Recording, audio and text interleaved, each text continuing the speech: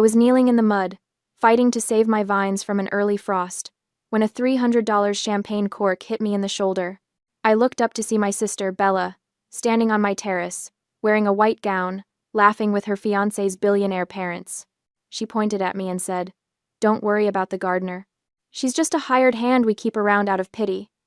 She didn't realize that the hired hand she just insulted owns the deed to the entire estate. She also didn't know I was supposed to be in Paris right now, but I came home early. She thought she had pulled off the perfect crime. I was about to turn her dream engagement party into a crime scene investigation. To understand why I was kneeling in the mud in the middle of a Friday afternoon instead of sitting in a cafe in Paris, I have to talk about the biggest obsession of my life: Aldridge Estate and Winery. I am Catherine Aldridge, 34 years old, owner and operator of one of Napa Valley's most respected boutique vineyards. Behind my back, the staff calls me the Ice Queen. I've earned it. I don't smile much. I don't do small talk. I show up at dawn and leave after dark. I inspect every vine personally, taste every barrel, approve every label. Some people think I'm cold. I think I'm careful. There's a difference. 2 weeks ago, I had scheduled a business trip to Paris, meetings with French distributors, tours of Bordeaux vineyards, the kind of networking that keeps a small operation like mine competitive. I'd blocked out the calendar, briefed the staff, packed my bags. Everything was arranged. Then the weather forecast changed. An unusual cold front was sweeping down from Canada, bringing with it the threat of an early frost that could annihilate my entire $1 million Merlot harvest. The grapes were at that delicate stage, ripe enough to pick, but not yet picked. One night of freezing temperatures would turn them to mush. I didn't hesitate. I canceled Paris at the last minute, rebooked my flight home, and drove straight from the airport to the North Vineyard, wearing the first work clothes I could grab from my mudroom. Heavy waterproof coveralls, rubber boots that came up to my knees, a wool cap pulled down over my ears. The ground was already cold, the mud thick and clinging. I directed the crew as they rolled out the wind machines and set up the irrigation sprinklers for frost protection. My knees sank into the wet earth as I checked the soil temperature with my bare hands, calculating how many hours we had before the freeze hit. That's when I heard the engines. At first, I thought it was a delivery truck that had gotten lost, but when I looked up from the vine rows, I saw a convoy of luxury limousines winding up the long driveway toward the main villa. Black cars, polished to a mirror shine, moving in a stately procession like a funeral for someone very rich and very important. I stood up, mud dripping from my coveralls, confusion turning quickly to alarm. The estate schedule was supposed to be completely empty during my absence. We'd closed the tasting room for deep cleaning. The event staff had the week off. There shouldn't be anyone here except the skeleton maintenance crew. I started walking toward the villa, my boots squelching with every step. From the North Vineyard, it's about a quarter mile to the main house, a beautiful stone mansion that my great-grandfather built in 1921, all arched windows and ivy-covered walls. As I got closer, I could hear music, laughter, the clink of glasses. A party. Someone was throwing a party in my house. I approached from the side, staying low behind the hedgerows that bordered the formal gardens. When I reached the stone terrace that overlooks the valley, I finally saw them. The terrace was full of people. Maybe 40 guests, all dressed in cocktail attire, holding champagne flutes and mingling under the late afternoon sun. Waiters in black vests circulated with silver trays. A string quartet played something classical and expensive-sounding near the fountain. And there, at the center of it all, wearing a white designer gown that probably cost more than my monthly payroll, was my sister, Bella. She was 27, 7 years younger than me, and we couldn't have been more different. Where I was practical and blunt, she was charming and manipulative. Where I worked 16-hour days to keep the vineyard profitable, she'd spent the last decade bouncing between failed acting gigs and rich boyfriends. Our parents had always favored her, their beautiful, vivacious baby girl who could do no wrong. I hadn't spoken to Bella in 6 months. The last time we'd talked, she'd asked me for a loan to cover her rent. I'd said no. She'd called me selfish. I'd hung up. Now she was standing on my terrace, laughing with a tall, handsome man I didn't recognize, and an older couple who radiated wealth, the way plutonium radiates heat. I stood up, ready to march over there and demand an explanation. That's when the champagne cork hit me. It struck my left shoulder with surprising force. A small projectile launched from an expensive bottle some guest had just opened. The cork bounced off my muddy coveralls and landed in the grass. Everyone on the terrace turned to look at me. I must have been quite a sight. Covered head to toe in mud, hair plastered to my skull, rubber boots caked in vineyard dirt. I looked like a creature that had crawled out of a swamp. "Don't worry about the gardener," Bella said.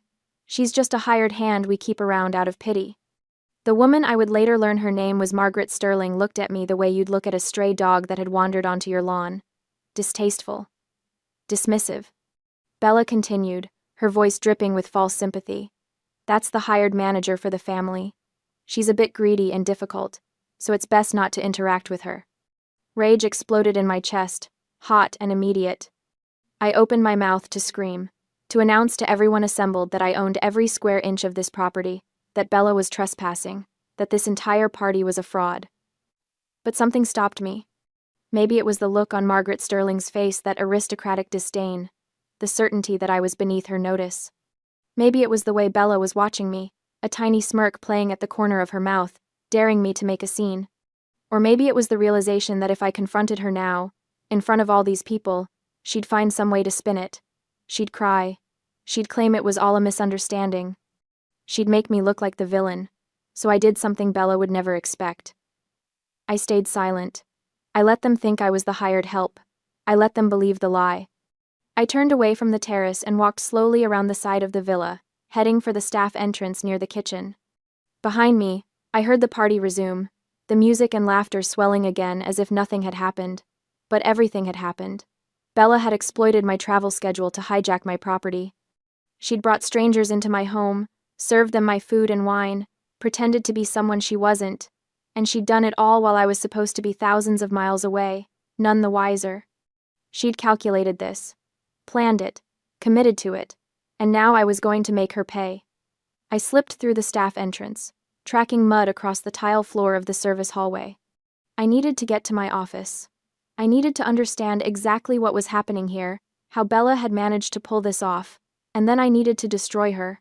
I made my way down the staff hallway, the narrow corridor lit by fluorescent tubes that hummed overhead. This was the part of the villa that guests never saw the working guts of the estate, all industrial carpet and white-painted walls. I'd walked this corridor 1,000 times, but never like this. Never as an intruder in my own home. My boots left muddy prints on the carpet. Water dripped from my coveralls onto the floor. I didn't care. I was too angry to care about anything except getting answers. The executive office was at the end of the hall, past the supply closets and the employee break room. I pushed open the door without knocking. Sarah looked up from the computer, her eyes going wide. "Miss Aldridge?" Her voice came out as a squeak. "I thought you were in Paris." Sarah Miller was 24, fresh out of hospitality school, and had only been working at Aldridge Estate for 2 weeks. She was eager and competent, but inexperienced. The kind of person who followed instructions without asking too many questions. The kind of person Bella could manipulate. I stood in the doorway, mud dripping onto the polished marble floor of the office, and fixed Sarah with a stare that could freeze wine in the bottle. "Why is there a party at my mansion, Sarah?" She went pale. I thought you approved it. I got an email." "Show me." Her hands shook as she pulled up her inbox and turned the monitor toward me. There it was, sent 3 days ago, from an address that looked almost exactly like mine. Catherine.aldridge@aldridgeestate.com. Almost, but not quite. The real address was Catherine.aldridge@aldridgewinery.com. This one was missing the W in winery. A tiny difference, easily missed by someone who didn't know better. The email read, "Sarah, I approve lending the villa to Bella's family this weekend for free. Please coordinate with the catering staff and open the event spaces as needed. Do not disturb me while I am in Paris. I will not be checking email regularly. Catherine." I read it twice, my jaw tightening with each word. This wasn't just a family misunderstanding. This wasn't Bella getting confused or overstepping boundaries. This was premeditated fraud. Creating a fake email identity to misappropriate property, that's wire fraud, a federal crime. The kind of thing that carries a prison sentence if you're unlucky enough to get caught. Bella had calculated every step. She'd known I'd be out of the country. She'd known Sarah was new and wouldn't question an email that looked official. She'd set up a fake account, sent fraudulent authorization, and then waltzed into my home like she owned it. There was no room for the innocent mistake defense. Not anymore. It's not your fault, I said, and was surprised to hear my voice come out calm, cold. The Ice Queen voice that made staff members straighten their spines and pay attention. You did what you thought you were supposed to do. Sarah looked like she might cry. I'm so sorry, Miss Aldridge. I should have called to confirm. What's done is done. I moved to the desk, tracking mud across the expensive carpet, and picked up the clipboard that held the service request forms. Show me everything they ordered. Sarah handed over the papers with trembling hands. I scanned the list, and my blood pressure spiked with every line item. Kobe, beef tenderloin, $3,200. White truffles, $1,800. Lobster tail, $2,400. A custom 7-tier cake from San Francisco, $1,500. Vintage champagne, cases of it, $8,000. Floral arrangements, $6,000. The string quartet, $4,500. Valet parking service, $2,000. And there, at the bottom of the second page, the item that made my hands clench into fists. Special request. Open vintage wine cellar. Guest selection permitted. The vintage cellar. The locked room in the basement where I kept my most valuable bottles, wines from my grandfather's era, rare vintages that I'd been collecting and aging for years. Some of those bottles were worth $5,000 apiece, and Bella had given strangers permission to drink them. I did the math in my head. The total bill for this party was $85,400. $85,400. For an afternoon of pretending to be someone she wasn't. Sarah, I said quietly, from this moment on, you only listen to me. Do you understand? She nodded frantically. Yes, Miss Aldridge. Stay in this office. Don't go outside. Don't talk to anyone. If Bella comes looking for you, you're in the restroom. Got it? Yes, ma'am. I turned to leave, then spotted something on the edge of Sarah's desk. The wireless credit card terminal, a portable POS machine that we used for private tastings and events. Small, black, about the size of a paperback book. I grabbed it and shoved it into the chest pocket of my coveralls. I'm going to need this, I said. Sarah's eyes widened, but she didn't ask questions. Smart girl. I left the office and headed deeper into the staff corridor, toward the security wing. My boots squelched with every step. The mud on my coveralls had started to dry in places, forming a stiff, uncomfortable crust against my skin. I didn't care. I wanted to stay dirty. I wanted to look exactly like this when I confronted Bella, muddy, disheveled, a walking reminder of who actually worked to maintain this estate while she played dress-up with stolen luxury. The security office was in the basement, accessible only through a keycard lock. I swiped my card and pushed open the heavy door. Frank Miller, our head of security, looked up from his monitors. He was in his 50s, built like a retired linebacker, with gray hair buzzed military short.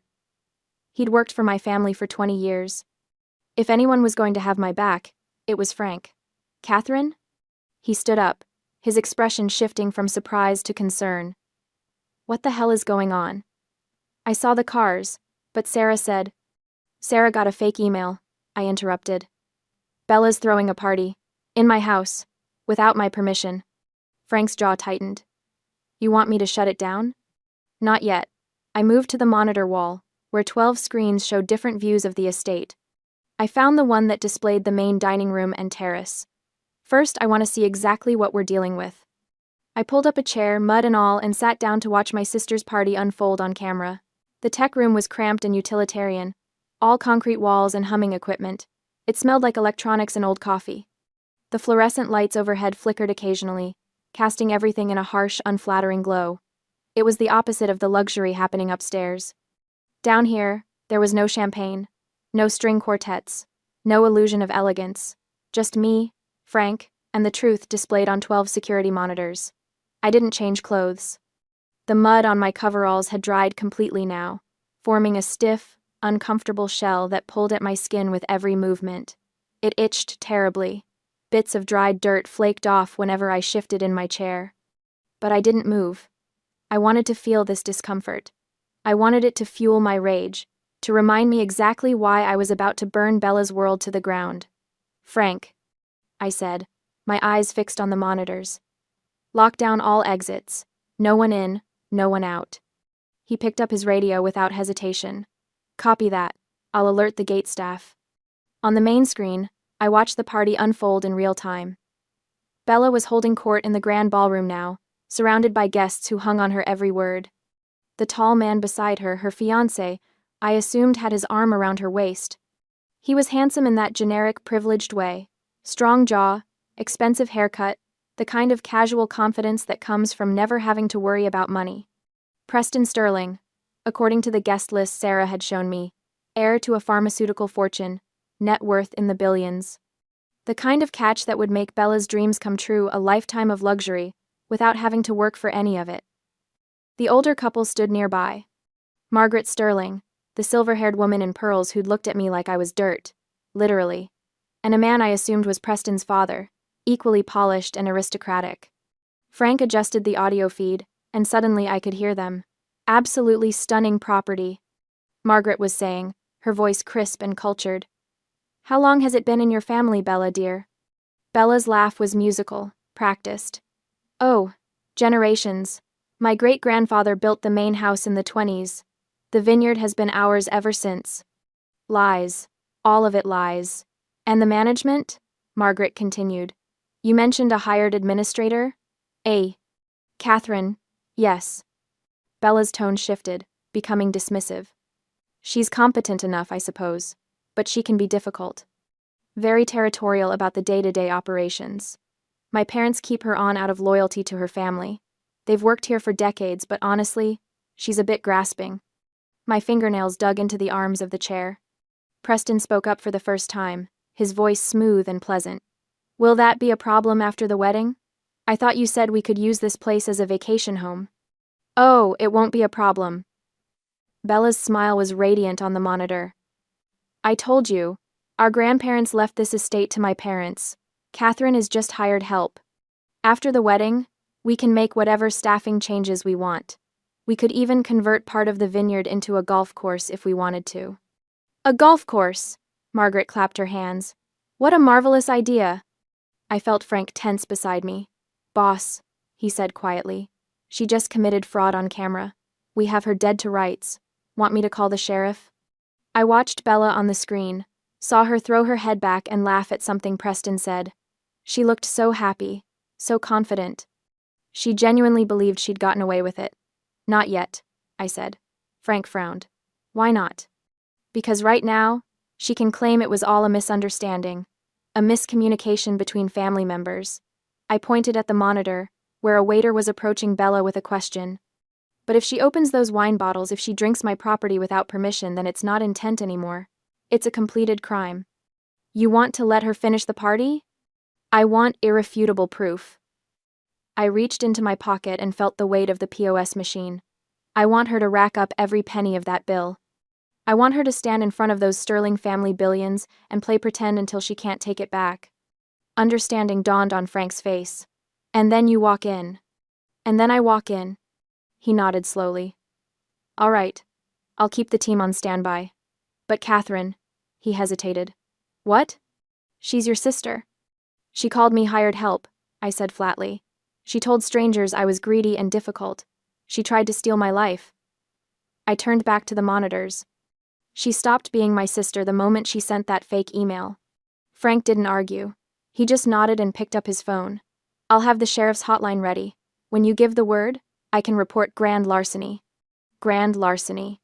In California, that meant theft of property valued over $10,000. It was a felony. Years in prison, if convicted. The wine cellar alone would push the total past that threshold. On the monitor, I watched as a waiter approached with a bottle dark glass, old label. Even from the grainy security footage, I recognized it. Vintage 1998 Cabernet, one of my grandfather's bottles, worth $5,000. Bella nodded enthusiastically. The waiter opened it, poured 5 glasses, distributed them to Bella, Preston, and his parents. They raised their glasses, toasted, drank. I felt something cold and hard settle in my chest. Not quite satisfaction, not quite revenge, just certainty. Now we wait, I said. We sat in that cramped tech room for over 3 hours, a vigil of anger and patience. I didn't move from the chair, didn't shower, didn't eat, didn't even go to the bathroom. I just sat there, covered in drying mud, watching the party unfold on 12 different screens. Frank brought me water at one point, and I drank it without tasting it.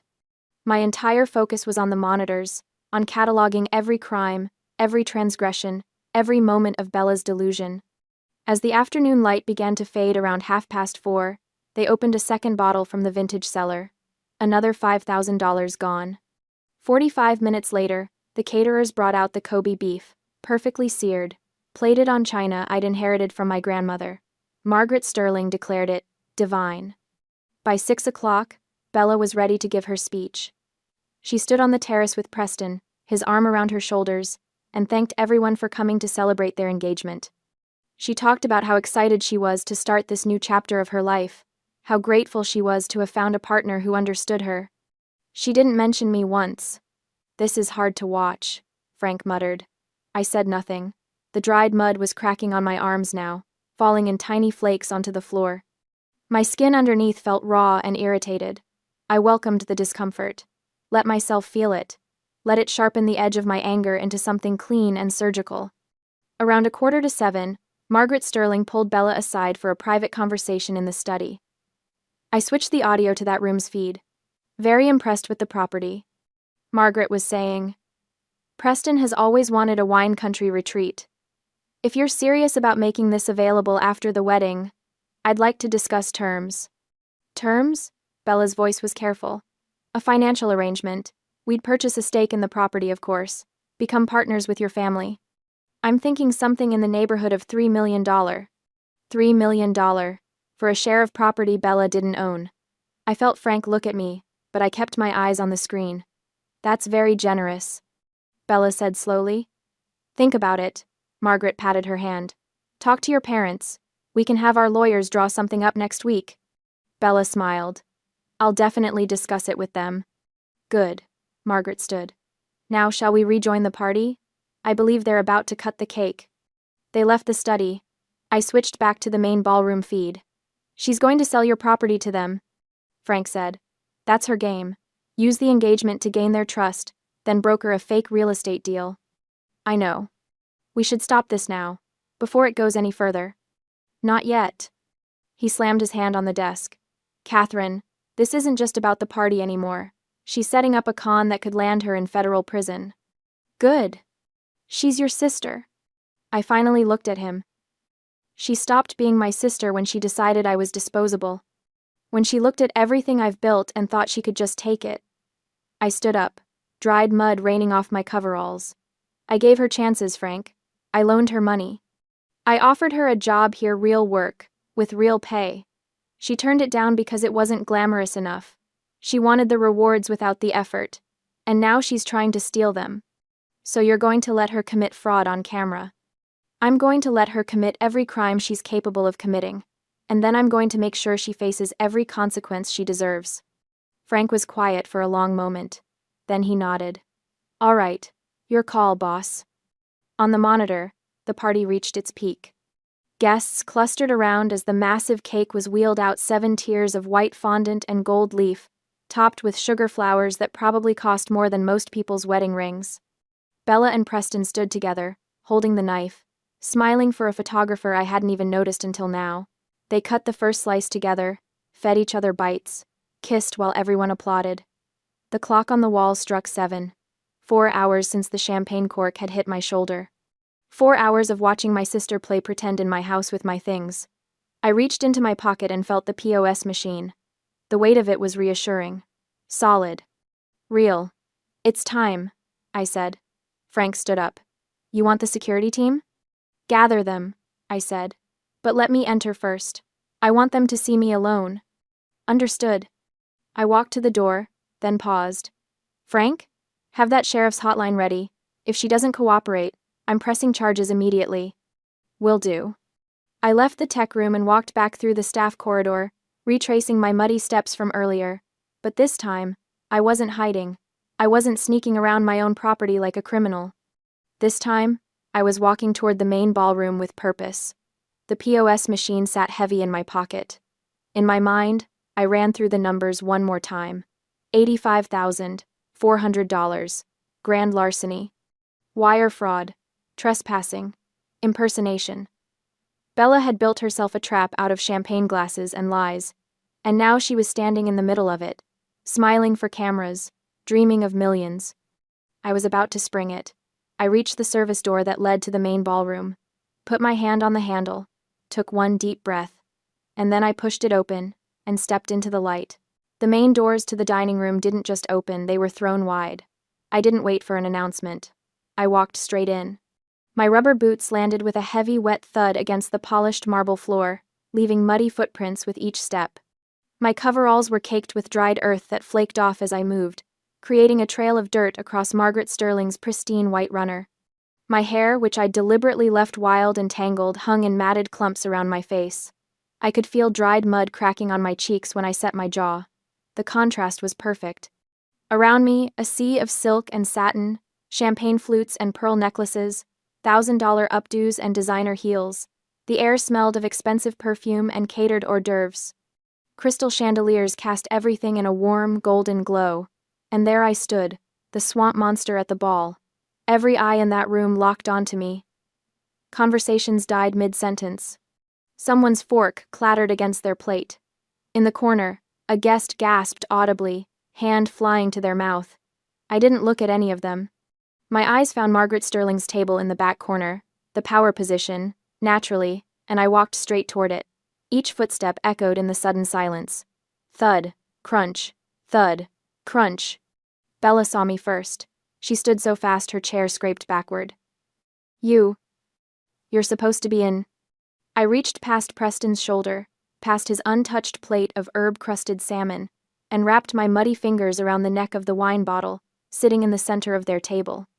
The vintage 1998 Cabernet Sauvignon. I held it up to the light, examining the label with exaggerated care.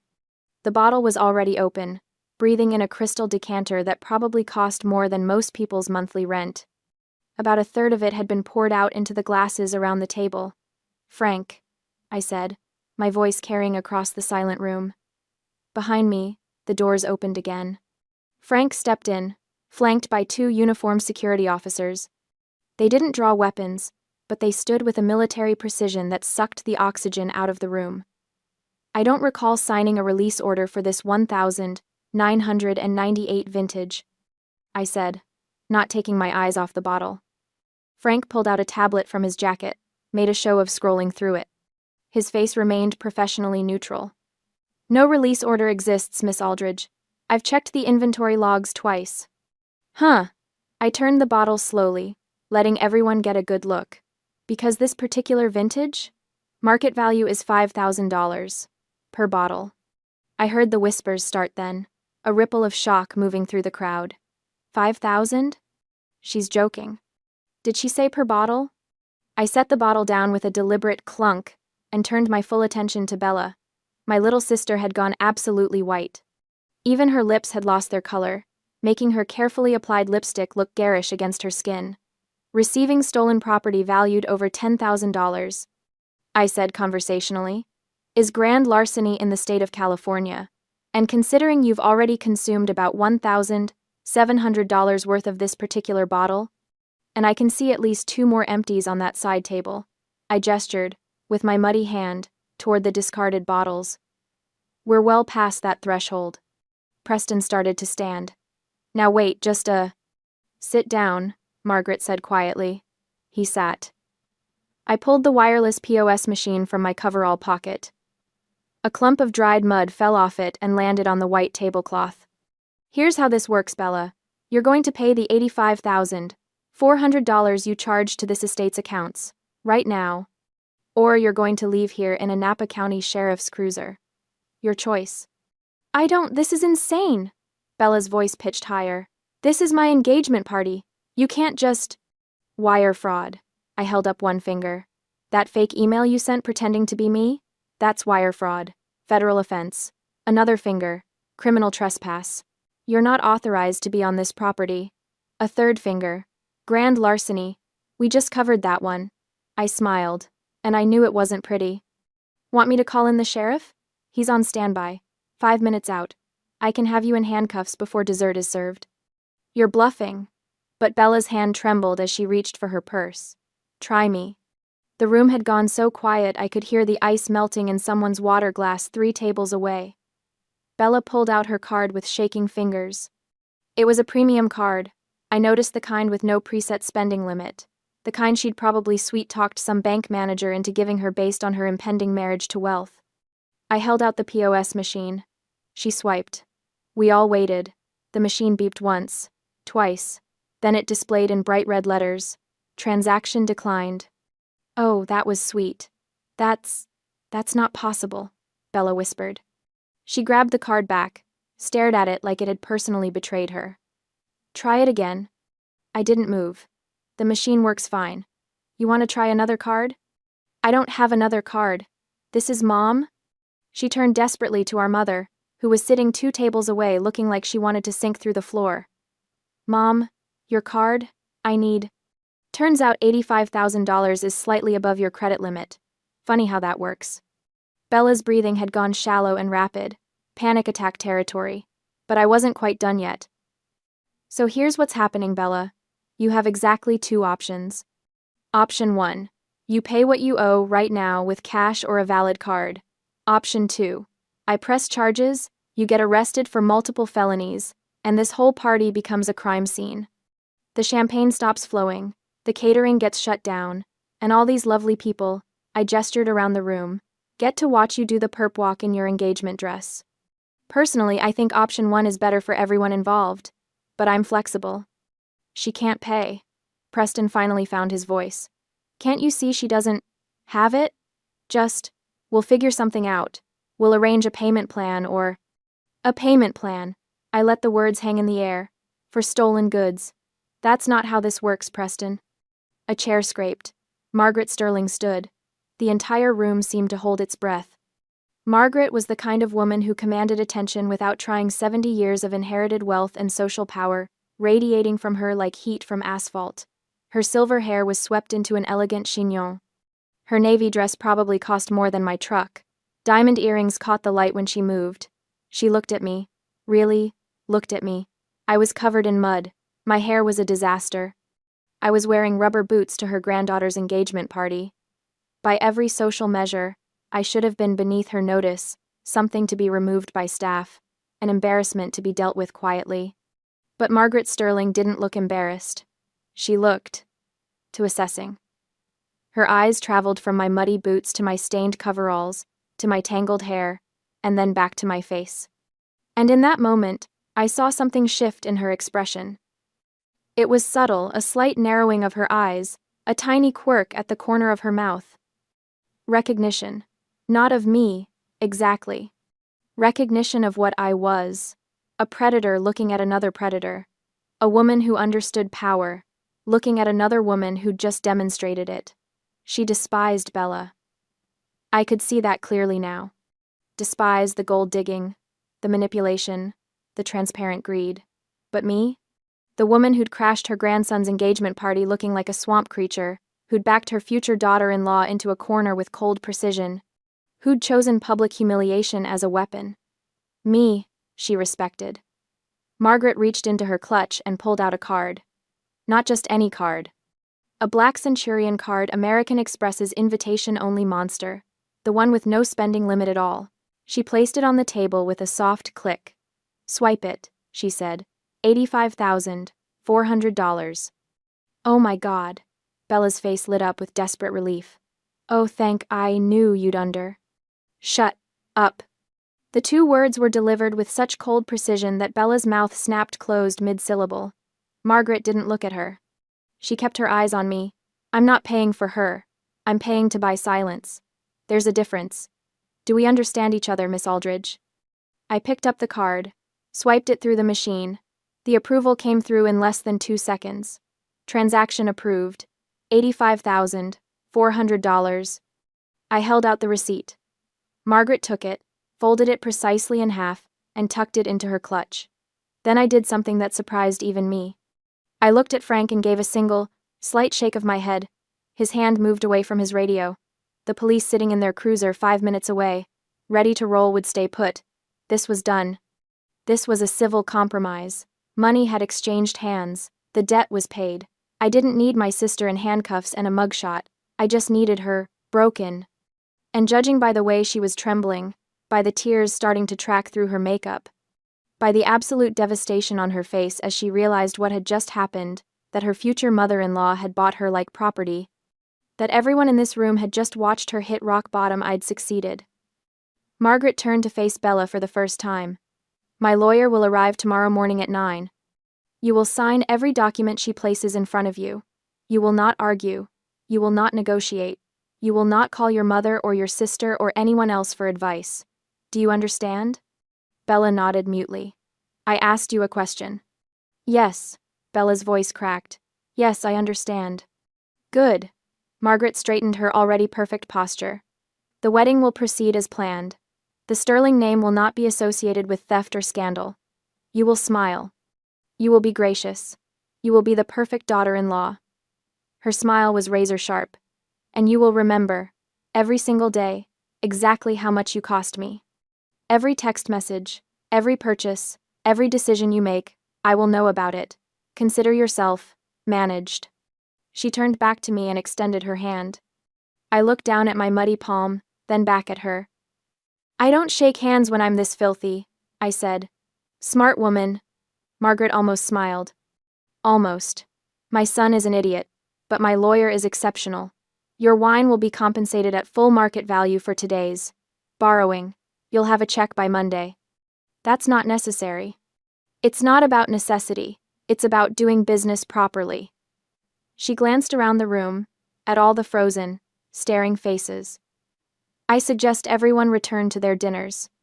The evening's entertainment has concluded. Like someone had flipped a switch, the room came back to life. Conversations resumed louder than before, buzzing with gossip. The string quartet started playing again. Forks clinked against plates. I looked at Bella one last time. She'd sunk into her chair, her hands covering her face, her shoulders shaking with silent sobs. Preston sat next to her, useless as ever, patting her back with all the effectiveness of a wet paper towel. I scanned the room for my parents. They were standing near the buffet table, frozen. My mother's face was red with fury. My father looked pale. They saw me looking and started to move toward me, my mother's mouth already opening to launch into some lecture about family and forgiveness and how could I do this. Frank, I said quietly, escort Mr. and Mrs. Aldridge off the property. They're no longer welcome at the estate. You can't, my mother started as she got within earshot. I can. I did. Goodbye. Frank moved between us like a wall. Two of his team materialized beside him.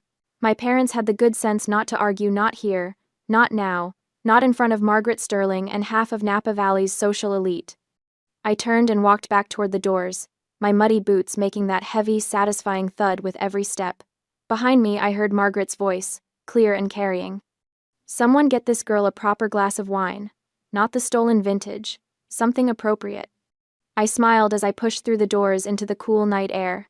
The mud on my clothes wasn't dirt. It was a medal of honor. And I'd just won the war. 6 months later, I am standing in the middle of the North Vineyard, and the world is heavy with fruit. The Merlot grapes hang in thick clusters from the vines, their dark purple skin nearly black in the late afternoon sun. I reach out and cup one cluster in my palm, feeling the weight of it, the firmness. Perfect. Another week and we'll start the harvest. Thanks to my decision to come back early that Friday to prioritize the vines over a fake Paris trip, we saved the entire crop. The irrigation system that needed emergency adjustment, the pest situation that required immediate intervention, the weather pattern that would have been catastrophic if left unmanaged for another 3 days, all handled. All saved. The financial damage from that decision? About $800 in lost deposits for the Paris hotel, and a few hundred more for the canceled first-class ticket. The financial gain? This harvest alone will generate close to $500,000 in revenue once bottled and distributed. I'm pretty good at math. That's a favorable exchange rate. A breeze moves through the vineyard, rustling the leaves, carrying the sweet, sharp smell of ripening grapes. My boots clean this time, practical work boots instead of the rubber monstrosities from that night crunch on the gravel path between rows. The sun is warm on my shoulders. The sky is that particular shade of California blue that makes you understand why people pay millions for property here. My phone buzzes. I pull it out and see a text from Frank. Sterling wedding photos hit the social media today. Thought you might want to know. I don't need to look at them. I already know exactly what they show. The wedding went ahead as planned, of course, after the engagement party disaster, with all the pomp and circumstance Margaret Sterling could arrange. Bella got her fairy tale venue, her designer dress, her 5-tier cake, her string quartet and rose petals, and everything she'd ever dreamed of. She also got her prison sentence. Because Bella is now Mrs. Preston Sterling, living in the Sterling family compound, and she might as well be wearing an ankle monitor. Margaret's lawyer, who is indeed exceptional, had drawn up an airtight postnuptial agreement that essentially made Bella a very well-dressed employee. Every purchase over $500 requires pre-approval. Every text message, every phone call, every lunch with friends monitored and managed. She has a clothing allowance, a personal spending account with strict limits, and absolutely zero financial autonomy. She got exactly what she wanted: wealth, status, the Sterling name. She just had to trade her freedom for it. My mother calls me cruel for allowing it. She sent me 17 text messages in the past month alone, each one a variation on the same theme. How can you let Margaret treat your sister like this? How can you stand by and watch Bella suffer? Don't you have any compassion? Any family loyalty? I delete them all without responding. Because here's what my mother doesn't understand, what she's never understood. I didn't do anything to Bella. Bella made her choices. She chose to steal. She chose to lie. She chose to commit wire fraud and trespass and grand larceny. She chose to try to manipulate and con her way into wealth. All I did was refuse to be her victim. All I did was enforce consequences. And when Margaret Sterling offered to handle those consequences in her own way, to buy Bella's compliance and future behavior with the one thing Bella valued above all else, money and status, I didn't stand in the way. Margaret and I have an understanding now. We're not friends. We don't have lunch dates or exchange Christmas cards. But we respect each other. We recognize each other. Two women who understand that power isn't given, it's taken, and that sometimes the cruelest kindness is letting people face the natural consequences of their actions. She sends me a case of wine every month. Top shelf, properly released from inventory, with all the correct paperwork. I send her quarterly updates on the vineyard's performance, and occasionally consult on her own wine investments. It's a good arrangement. My parents, on the other hand, are permanently banned from the Aldridge estate. They haven't contested it. After the engagement party, after being escorted off the property by security, they seemed to finally understand that their enabling days were over. No more emergency loans for Bella. No more guilt-tripping me into bailing her out. No more family dinners, where I'm expected to just forgive and forget, and pretend everything is fine. They made their choice. They chose Bella. They chose to support her theft and lies right up until the moment it became publicly undeniable. So I chose me, and the vineyard, and a future without parasites. Sarah, incidentally, quit 2 weeks after the incident. She sent me a resignation email that was 3 paragraphs of apologies and 1 paragraph of notice. Apparently, the guilt of being manipulated into corporate fraud even unknowingly was too much for her. She's working at a tourist winery now, giving tastings and selling souvenir corkscrews. It suits her better. I walk to the end of the vineyard row and look back toward the main villa.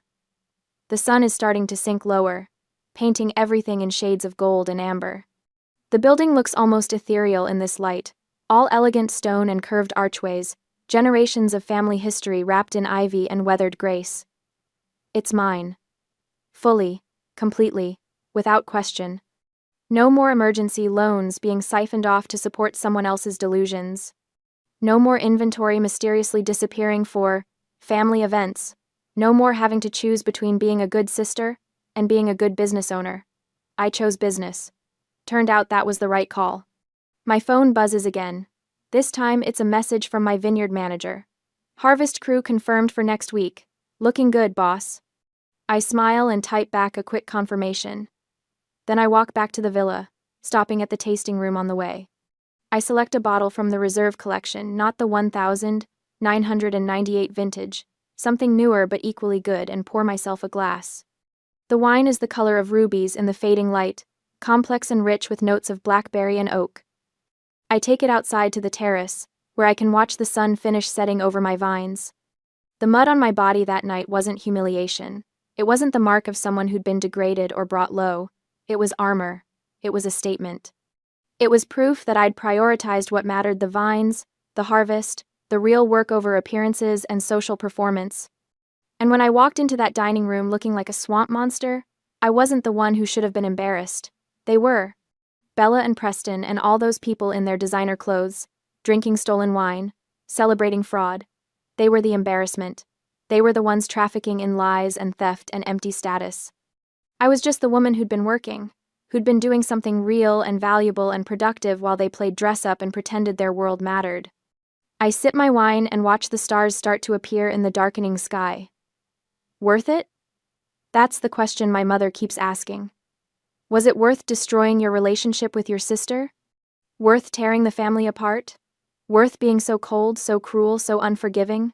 Here's my answer. Look at my vineyard. Look at my harvest. Look at my business thriving and growing and succeeding. Look at me standing here, debt-free, parasite-free, free. Yeah, it was worth it. So here's where I turn it over to you guys, because I genuinely want to know what you think. My sister got her dream wedding, her wealthy husband, her place in Napa Valley society. She got everything she said she wanted. The fact that it came with strings attached, okay, more like chains attached, isn't my fault. She made her choices. My mother says I'm cruel. She says I should have handled it privately, should have changed into a nice dress, should have confronted Bella quietly without humiliating her in front of 100 guests. She says letting Margaret enslave Bella over money makes me just as bad as the people I claim to despise. But here's my question for you. Option A. Did I go too far? Should I have cleaned up, put on something presentable, and handled the whole situation behind closed doors? Would that have been the right thing to do? Option B. Or was the muddy entrance the perfect power move? Was walking in there looking like I'd just crawled out of a swamp, showing everyone exactly where I'd been and what I'd been doing while they played their social games, the only way to make the point? Let me know in the comments. Would you have called the cops and pressed charges? Would you have taken Margaret's money and walked away? Or would you have done something completely different? I read every single one of them. And trust me, after 6 months of my mother's guilt trips, I could use some outside perspective. Because from where I'm standing in my vineyard, with my wine, watching my harvest ripen under a California sunset, I think I made exactly the right call. But maybe that's just me. What do you think?